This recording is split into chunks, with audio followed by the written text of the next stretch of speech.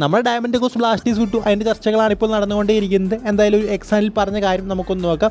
എന്തായാലും അതൊരു പ്രധാനപ്പെട്ട കാര്യമായിട്ട് എനിക്ക് തോന്നി, അതുകൊണ്ടാണ് ഈ ഒരു വീഡിയോയിൽ പങ്കുവെക്കണമെന്ന് തോന്നിയത്. ഇത് നമുക്കറിയാവുന്ന ഒരു കാര്യമാണ്, നമ്മൾ അടുത്ത സീസണിലേക്ക് പോവുകയാണ്, പുതിയൊരു കോച്ച് വരും, പുതിയ സെറ്റപ്പ് ആയിരിക്കും എല്ലാം. സോ അദ്ദേഹത്തിൻ്റെ ഒരു പേടി എന്ന് പറയുന്നത് അടുത്ത സീസണിൽ അദ്ദേഹത്തിന് ഗെയിം ടൈം കിട്ടുമോ എന്നൊരു പേടിയുണ്ട്.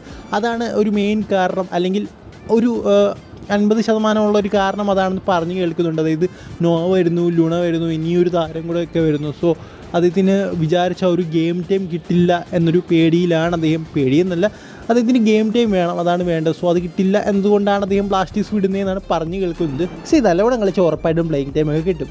ഒരു പക്ഷേ അതിന് കൺസേൺ എന്ന് പറയുന്നത് അടുത്ത് വരാൻ പോകുന്ന കോച്ച് സെൻറ്റർ ഫോർവേഡ് അല്ലെങ്കിൽ ഫോർവേഡ് പൊസിഷന് 3 ഫോറിൻ താരങ്ങൾ ഉൾപ്പെടുത്തുക എന്നുള്ളൊരു പേടിയായിരിക്കും. നമുക്കറിയാം അഡ്രിയാൻ ലുണയുണ്ട്, ഇപ്പോൾ നോവാ സദോയുണ്ട്.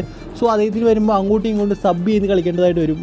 മിക്കവാറും നോവാ സദോയ്ക്കും അതുപോലെ തന്നെ ദിമിത്രോസ് ഡയമൻഡോക്കോസിനും. അതുകൊണ്ടൊക്കെ ആയിരിക്കും ചിലപ്പോൾ അദ്ദേഹം ബ്ലാസ്റ്റേഴ്സ് വിടുന്നതെന്നാണ് എനിക്ക് തോന്നുന്നത്.